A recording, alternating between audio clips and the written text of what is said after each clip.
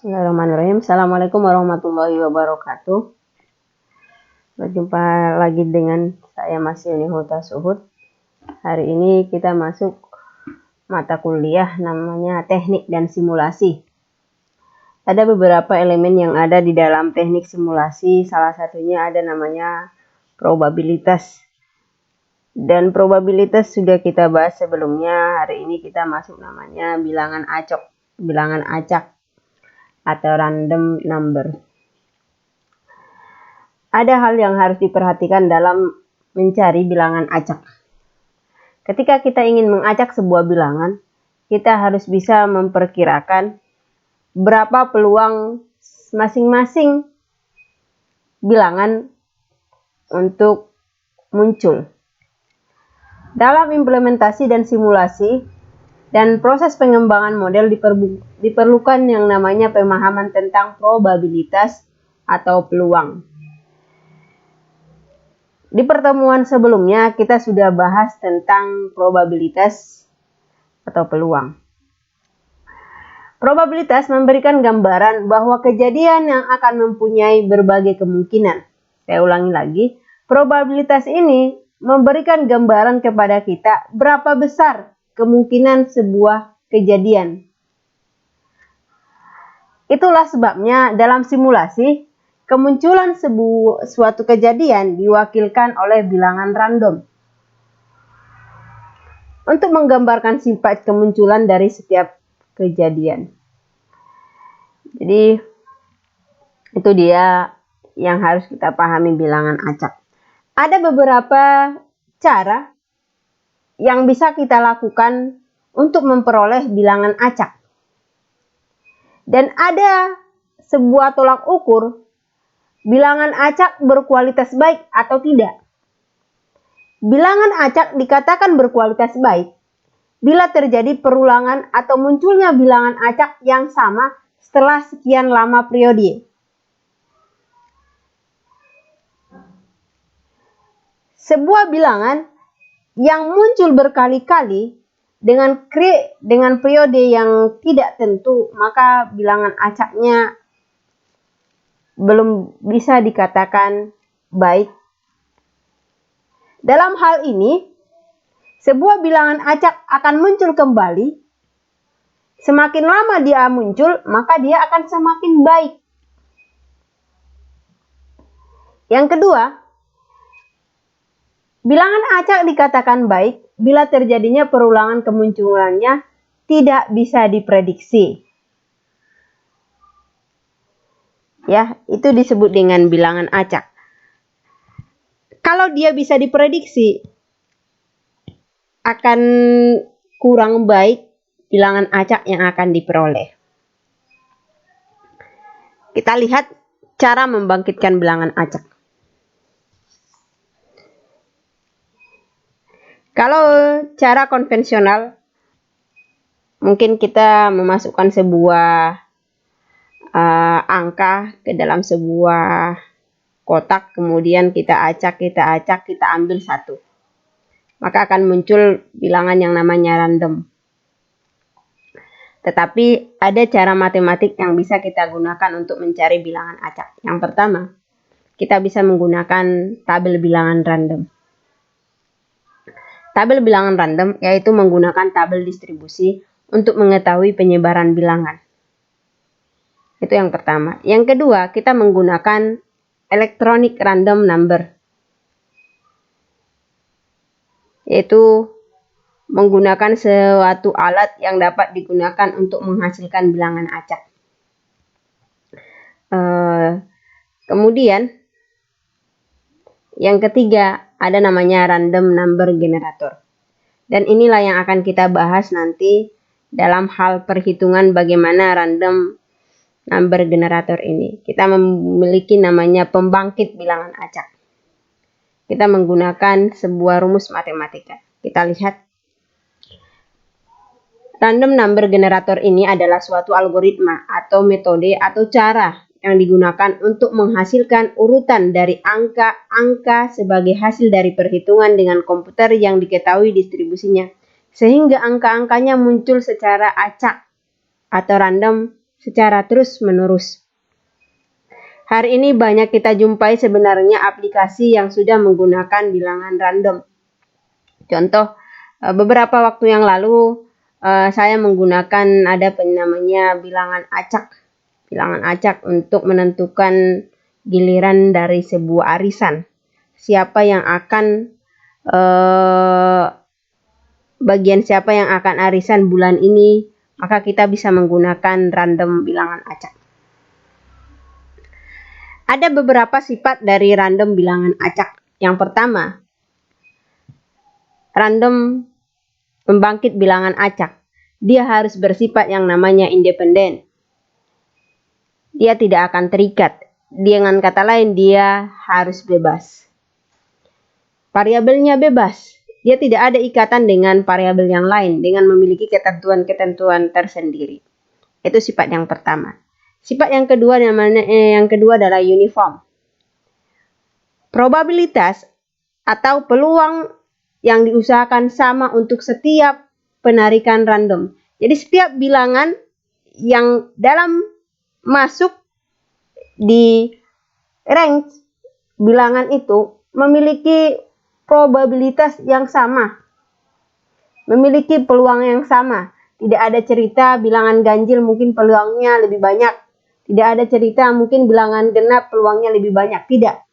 Maka sifat-sifat yang pertama adalah random generator, yang kedua adalah uniform. Yang ketiga DINS, yaitu nilai densitas, probabilitas distribusinya harus terletak di antara 0 sampai 1. Saya ulangi lagi, nilai densitas dari probabilitasnya atau peluangnya nilainya 0 sampai 1. Tidak ada namanya probabilitas peluangnya itu lebih dari 1. Sifat yang keempat adalah efisien, yaitu cukup sederhana dalam pemakaiannya dan menentukan angka-angka variabelnya. Itu dia sifat dari random number generator atau sifat dari pembangkit bilangan acak. Yang kita bahas dalam pertemuan ini adalah metode ini. Metode ini memiliki 2 rumus. Ya. Jadi biasa digunakan untuk memperoleh bilangan acak atau bilangan random yang akan dihasilkannya itu nanti bisa jadi Z1, kemudian kita bisa menggunakan namanya R1, R2, R3, R4. Maka ini adalah himpunan bilangan acak. Oke, rumusnya di mana ZI ditambah 1 sama dengan A dikali ZI ditambah C kemudian modulus M. Modulus, saya ulangi berkali-kali, adalah modulus ini adalah sisa pembagi. Kemudian setelah diketahui nilai ZI ini, maka kita lanjut ke rumus yang kedua, step kedua. Step kedua ini menggunakan rumus RI sama dengan atau R1 sama dengan ZI ditambah 1 dibagi nilai dari M. Oke, kita lihat di mana A adalah bilangan konstanta pengali dari multiplier, kemudian Z0 adalah bilangan random pertama dari ZI sama dengan Z0. Saya ulangi lagi, ZI sama dengan Z0. Kemudian bilangan ganjil C ini adalah bukan bilangan kelipatan dari modulo. Saya ulangi lagi, bukan kelipatan dari modulo. Dan M sama dengan merupakan suatu angka integer yang cukup besar yang dapat dipakai pada komputer. Catatan, pada setiap perhitungan iterasi A, C, M, itu sifatnya konstanta atau ketetapan, biasanya diberikan dalam soal, sudah diketahui dalam soal. Oke, lanjut kita ke sebuah contoh. Carilah 3 bilangan acak menggunakan metode multiplicatif RNG dengan nilai awal Z0 sama dengan 1, 2, 3, 5, 7. A sama dengan 19, C sama dengan 237, M sama dengan 128. Kemudian, gunakan tingkat ketelitiannya 4 digit di belakang koma. Oke.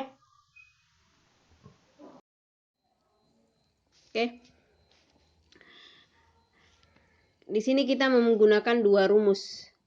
Beda dengan LCM yang sebelumnya hanya menggunakan 1 rumus. Untuk mencari bilangan acak, kita bisa menggunakan rumus ini di mana ZI tambah 1 sama dengan A dikali ZI ditambah C. Mod M. Untuk mod ini adalah modulus, sisa bagi. Saya ulangi lagi, mod ini adalah sisa bagi. Kemudian rumus yang kedua digunakan RI sama dengan Z1 ditambah 1. Nah, ZI ditambah 1 dibagi M. Contoh, dari sebuah soal kita ketahui bahwa nilai dari diketahui ini A sama dengan 19, C sama dengan 237, M sama dengan 128, Z0 sama dengan 12357. Dari soal ini kita bisa menggunakan rumus yang ini pertama. Saya ulangi lagi, dari soal ini kita bisa menggunakan rumus yang pertama ini. Oke. Kemudian dalam hal ini yang ditanya adalah bilangan acak. Kita jawab. Rumus bilangan acak saya ulangi lagi, ini saya tulis. Kemudian kita lanjut dengan memasukkan semua nilai ke dalam rumus. Sebelumnya kita ketahui bahwa Z1 sama dengan A dikali Z0. Z ini di sana adalah Z0. Saya ulangi lagi, untuk menentukan ZI di awal kita pakai nilai dari Z0. Ya, dari semuanya dimulai dari 0, Z0. Ditambah C dibagi dengan mod M. Oke. Kemudian 19 dikali 1, 2, 3, 5, 7 ditambah 237 mod 128. Kemudian 19 dikali ini hasilnya 23473. Kemudian ditambah dengan nilai dari C. Nilai C itu sama dengan 237. Kemudian dicari dengan modulo 128. Penjumlahan ini dengan ini sama dengan 2350 20 mod 128. Hasilnya sama dengan 12. 12 ini nilai dari Z1 yang bisa dipakai untuk mencari R1.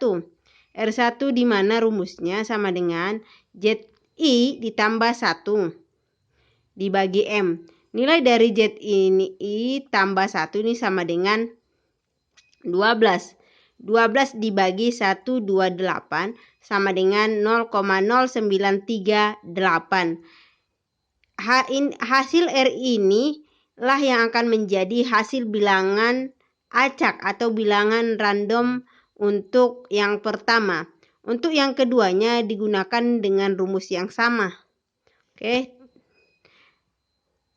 Untuk yang random, bilangan random kedua akan saya jelaskan di slide selanjutnya.